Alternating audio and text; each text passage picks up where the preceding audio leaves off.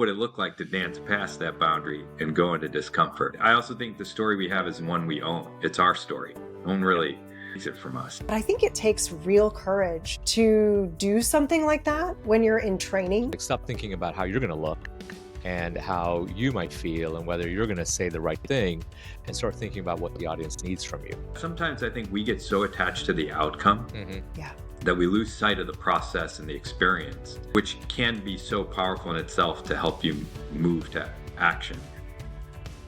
Hello, happy and human listeners. Dinesh, I'm so excited because today we have who people call the dancing doctor on the show today. Yeah, I was excited to have this conversation with the dancing doctor, but I just found out he was in DC and he went back to Chicago and he left all his cold weather here. It is frigid in DC. Hey, bud, why didn't you take your cold air, your polar vortex back? Sorry, I tried. It just wouldn't follow me, It's okay. We're going to have to bring you back here to suffer with us. Yeah, I'll just have to come retrieve it and bring it back. There you go. So, Seema, who is the dancing doctor? The dancing doctor is Dr. Bhatt. He is just an incredible soul. We connected like many of our guests on Instagram because he made a post about being at the World Happiness Summit. And that just anytime I see a physician who prioritizes happiness and makes it central to who they are and how they live life, I can't help but light up inside. I think that the world needs more of that, especially in patient care. And so I reached out and, a year later with busy schedules and things, here we are. Jay, welcome to the show. Dinesh, thanks for having me. I'm so excited to be here with you all. Yeah. You're a human and you went to the Happiness Summit. That uniquely qualifies you to be on the Happy and Human podcast. I fit right into the Happy and Human podcast. And it's, happiness is this interesting thing where you feel like you're chasing it.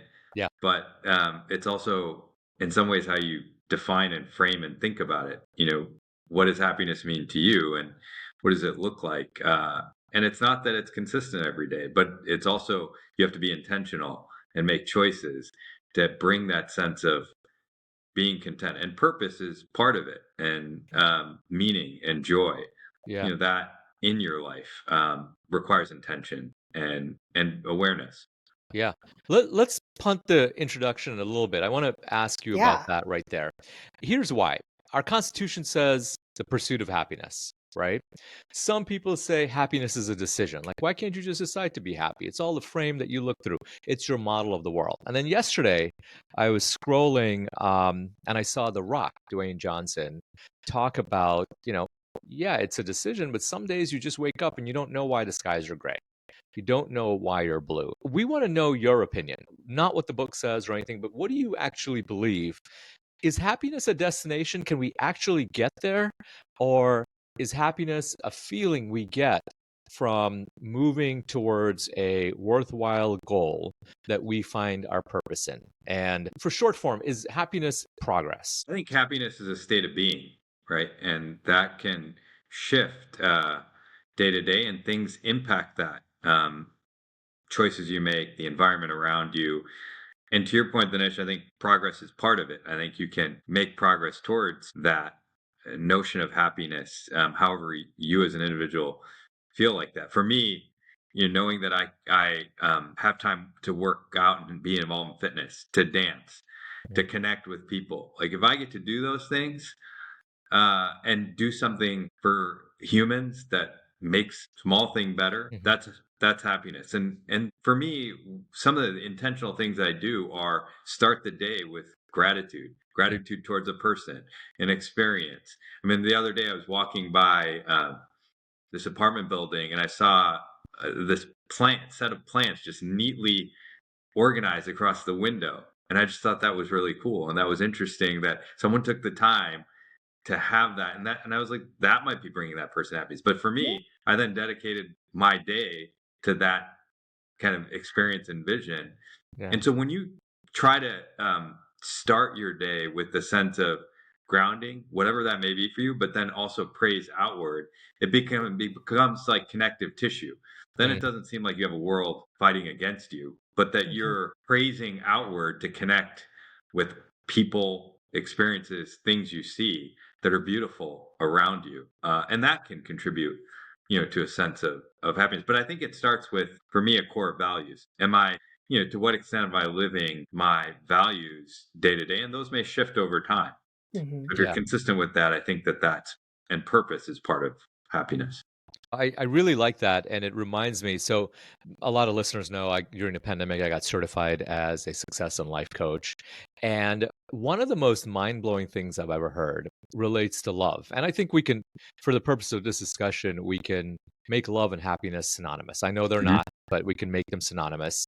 And if I looked at something, whatever it is, a person, a puppy, a car, whatever, and I thought loving thoughts, I felt love. I felt loved by that thing, right? I think happiness is the same way, that if you look at something like the row of plants, or you look at a puppy, or you look at something and you think happy thoughts, you in turn will feel happy. It's not that something has to make you happy. It's not that someone has to love you. In fact, someone could not love you. A memory of a lost relative or a friend could evoke feelings of love simply because you're thinking. And I think what you're saying is the same Mhm. thing as it relates to happiness, right? Yeah. I think that's true, and I think there's some level of intention to it. So in the evening, writing the three good things that happened that day, whether big or small, can also rewire your brain to be oriented around receiving that, Dinesh, what you said about what you see and experience as joy that gives you Mm. that. Hmm. Yeah, it's a two-way street, right? It's you have to, in order to feel the happiness, you have to give the happiness, and in order to give the happiness, you have to feel it. But it is self-sourcing. The other day, it was, you want to talk about polar vortices? It was, we live in Austin. It is not supposed to be 16 degrees, but it was yesterday when I was dropping one of my kids off, and I saw the crossing guard out there just bundled up. Like, we are not used to cold weather to that degree in Texas. And, people are just passing her by, annoyed that they have to slow down because she's having these kids cross. And I just rolled down my window and I said, "Hey, thanks so much for doing that." And that brought me joy. I don't know if she, on a total, I didn't know that she would receive that, if she would even hear it. But it brought me joy to let the cold air in, tell her I think, that I appreciated her doing that. And as I was driving away, I heard, "This makes me happy." It's just slight little shifts. Are we able to slow down enough to then create those moments within ourselves and then be so selfless as to share them? But speaking of sharing ourselves with the world, I for the listeners, I want to know, or rather, I'm sure they're wondering, why are you called the dancing doctor? So do you mind sharing that story with us, please? It's such a interesting thing. I grew up dancing some with my parents, Garba, with friends, some hip hop. But I was training in my hospital, and it is in residency, and I started taking care of a Brazilian man who wasn't doing very well clinically, and was over the course of the week deteriorating, and fortunate to have his family come and spend time with him. So I was able to ask them, what brings him joy? Mm. What are the kinds of things that lift his spirits? And he was a musician in Brazil, and music and dance were really important to him. And so after learning that, and I had never done this before, but it's so interesting how you think about a scenario and situation and experience, and they're like, what can I do to help? And the thing was like, maybe I put my phone next to his ear, and I love dancing, and I share that love of dancing with him because of this shared passion for music and dance. And yeah, the music's not Brazilian, it's Bhangra, but it has a cool beat, and it brings joy. At least I think it does. Um, and that smile, might be infectious. It might help him feel some of this. So I put it next to his ear on the pillow, and I started dancing at the bedside.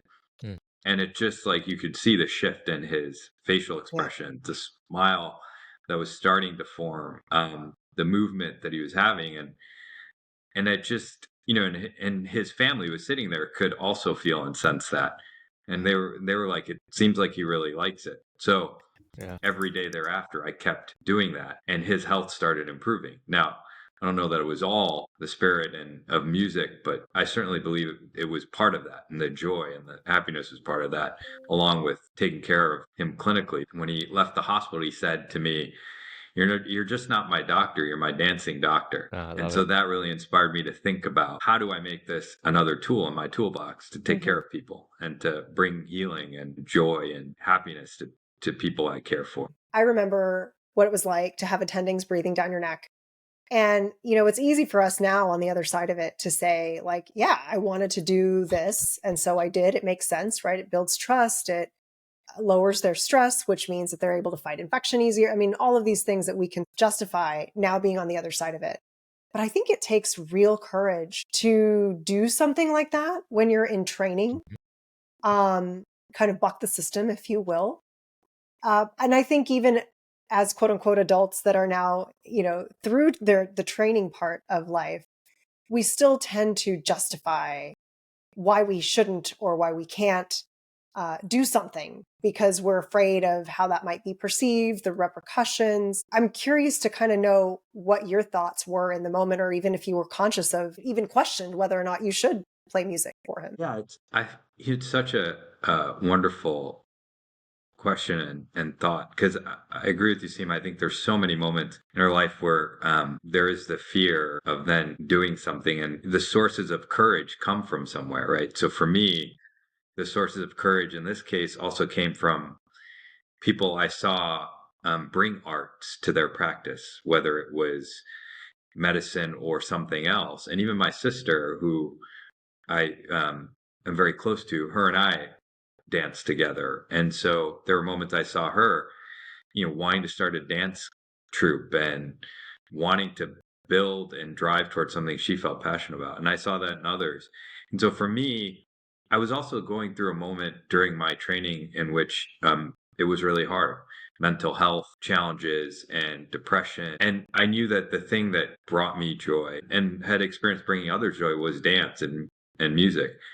And so I think I also probably subconsciously also thought about this as something that could not only bring joy to and try to help this person, but would help me, Mm. and help me combat what I was experiencing. What I learned through that is, we create stories. We tell stories all the time. All the time. Part of it is, are we telling story with intention and through a narrative in which we're calling others to join us in something, right? Yeah. That's partly what this podcast is about, where people are telling stories to help you join in having that courage to take that step forward, to buck the inertia, the notion of the story we have, the story of the community, which are the shared values, and the story of the world that is versus the world that could be. Mhm. And in my experience, I was like, the world could look different for me, for him, if I dance. And that's what moves you from that place of inertia. It's the tension Yeah. and the values that you have of purpose, joy, and connection. So good.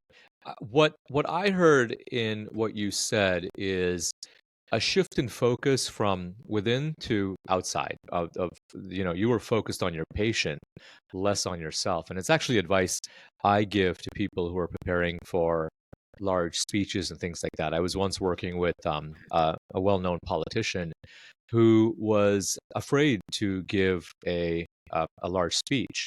And it's very similar. The advice I gave was very similar to what you just articulated. It was like, stop thinking about how you're going to look and how you might feel and whether you're going to say the right thing, and start thinking about what the audience needs from you, right? Yeah. And I firmly believe what you said is one of the most important concepts that we sort of gloss over in today's world, at least in my world. Maybe on other people's worlds different, but we are not consciously thinking about who is being influenced by us in that way. Like, yes, we have kids to parent. Yes, we have coworkers and we're mentoring and things like that. But who are the people that are being influenced by us, and how are they being influenced by us? I think just answering that question for yourself can give you sort of a north star of what's important and where you should show up. Yeah. Dinesh, I think that's spot on. And I think, there are those sort of situations in which who you can and want to influence, and then in other situations it just happens, and you may not even know. And Right. in other places, you plant the seed of a tree whose shade you don't see. Mm-hmm. You know, Yeah. it's like you're at times doing something because you believe in it and think it could help someone, and then that's the orientation, is that it's selfless in that way, and you learn from that and experience and grow too. I say dancing on the edge of discomfort. So Yeah. it's like, and then going past that boundary, that sometimes you get to that boundary and you're like, I gotta come back, gotta come back. Yeah. And then what would it look like to dance past that boundary and go into discomfort? I also think the story we have is one we own. It's our story. No one really, takes it from us. If you don't tell your story, then that's an opportunity that I think we're losing out on sharing our experience with the world that could help Mm-hmm. someone or a community. Absolutely. And speaking of community, your background is your schooling, all of it has really focused on beyond medical school on the scale of public health, right? You've led incredible initiatives. I always think of public health almost like trying to turn around a cruise ship. All of your work has been so effective in large scale. And I'm curious how we as individual listeners can sort of take wisdom that you've gained from taking on these mass initiatives, oftentimes in under-resourced areas, and then use that to better our own lives. And what I mean by that is there's always a reason not to do something. There's always, as somebody who used to be in medicine, I would say, well, but the system's broken, right? And I hear now colleagues of mine say the same thing. Well, I can't really do things the way I want because insert reason that's way bigger than them.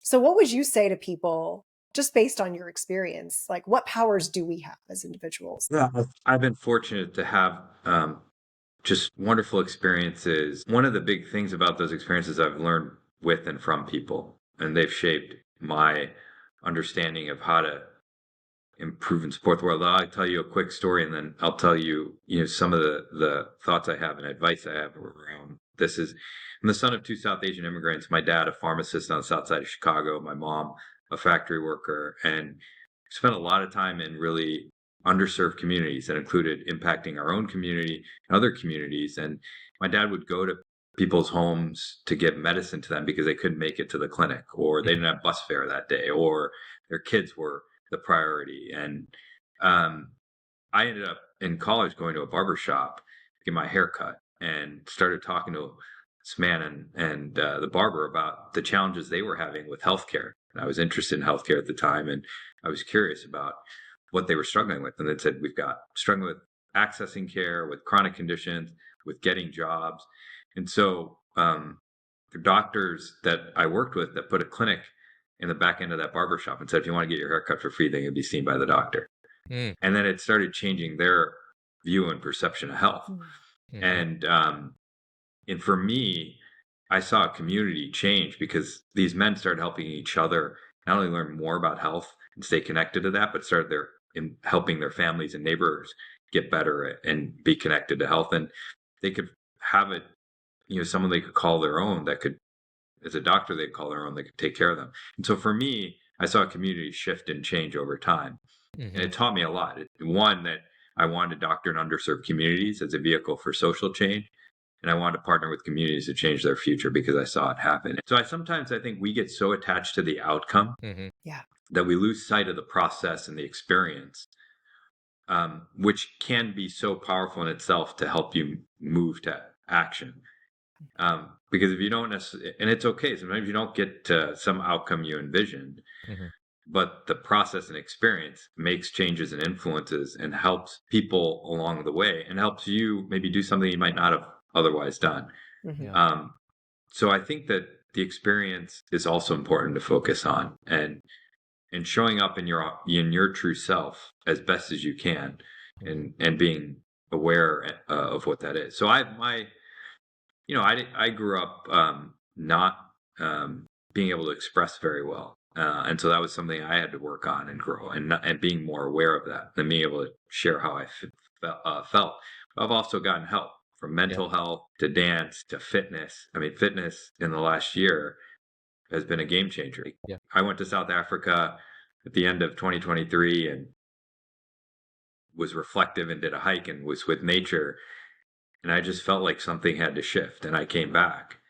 And that's when I focused on myself in a way that helped me be a better person for others. And I said, I got to take this different step of fitness and then learning dole. Like, this thing is also about learning new skills. Like, Mhm. what's one new skill and experience you could learn for the year? I think it's so enriching and gives you joy and experience that can be really powerful. I agree with all of that. I think being intentional about having something new every year or something hard or something challenging can really teach you a lot about yourself in a way that you don't get from living the same year 77 years over and over again and then calling that a Yeah. good life, right?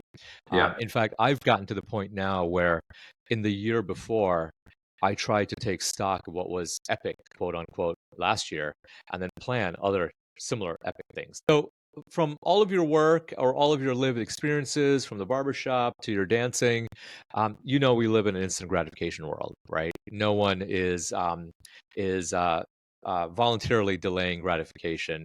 So we want to give the listeners something that they can take away right now, when they're listening to this episode, and do today, and for sure in short order they will change their lives. I would say write 3 good things that happened to you at the end of the day before you go to bed.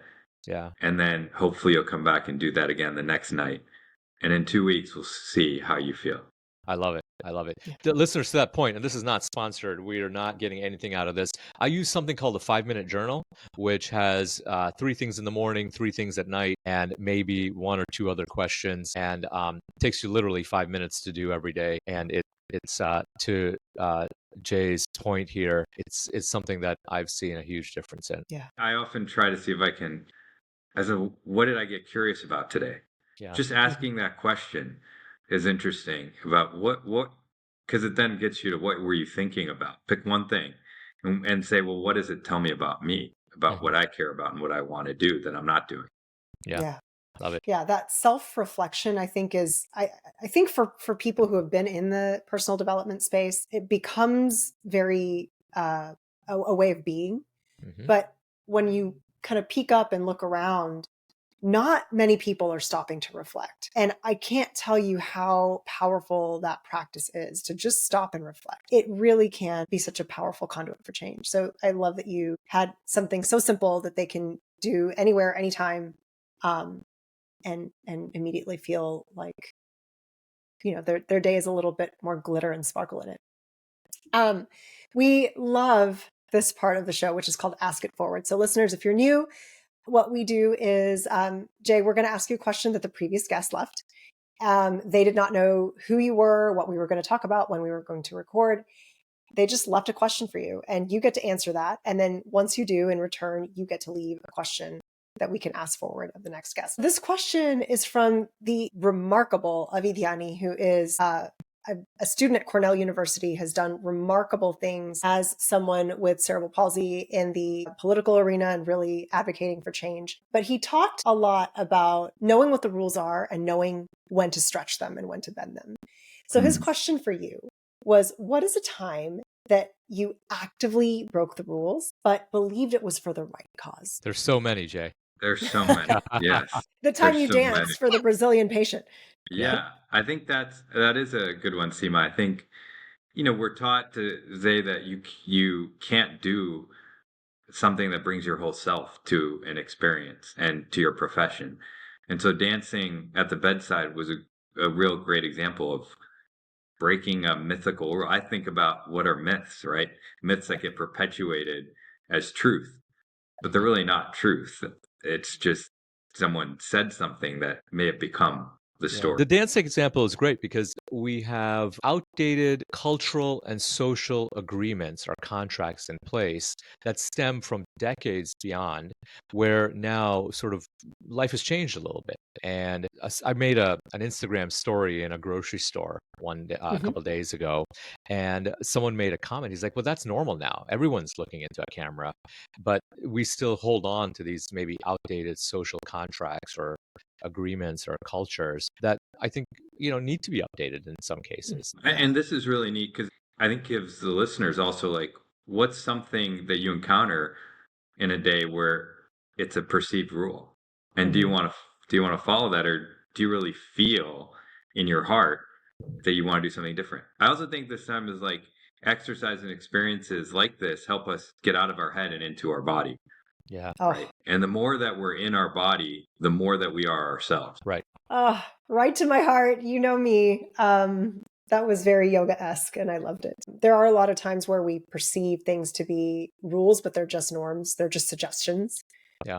One of my favorite things to say when I'm teaching a yoga class is I'm going to make suggestions and you make decisions, because what the instructor or anyone trying to show you the path they're not in your body, and they don't have your mindset, they don't have your experiences. And so whether you're in a physical practice like yoga, or the practice of law, the practice of medicine, the practice of parenting, um, there are no rules necessarily. They're all guidelines, and we just have to follow them based on what we feel is best in that moment, which may be different than the next moment. Mhm. And now it's your turn. What question would you like to ask of the next guest? Say, what's one word that comes to you that you want to embody, in the year ahead? Intentionality, steeped in intentionality. It's really great. Well, Jay, Dr. Bhatt, thank you so much for being here. We don't really have a way to thank our guests for coming on here other than saying thank you. So we devised a way that feels right for the Happy Human podcast, which is to give you the opportunity to share with us a cause that's near and dear to your heart,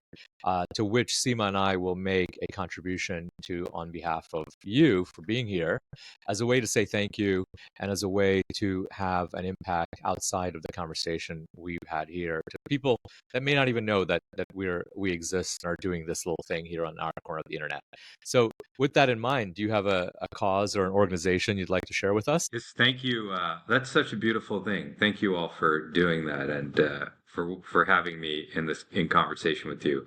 One of the organizations whose board I serve on, Unidos US, which is the nation's largest Latino civil rights organization. It's really an amazing group of people doing work in a broad range of areas. That's an organization I care about. And then locally in my own community, I serve on the Cook County Health System Board, which serves the underserved communities in Chicago and beyond. And I love it. So Unidos or Kakani, right? yeah, Cook Terrific. County Health System. Cook County Health System. I love it. We will definitely make a contribution. And I feel that I can convince Seema to do a contribution to both of them. So Absolutely. as a way to say double the thank you, right? You all are awesome. Thank you so much. Good stuff. Tell us where people can find you. How can they connect with you? And Yeah. what you're up to and where we can find you. We know you might be in Miami soon, so Yeah. feel free to You'll mention that. You'll find me in Miami in mid-March at the World Happiness Summit, which I enjoyed being at last year and look forward to. And you can find me on Instagram at Dr. J Bhatt or on X at Bhangra J.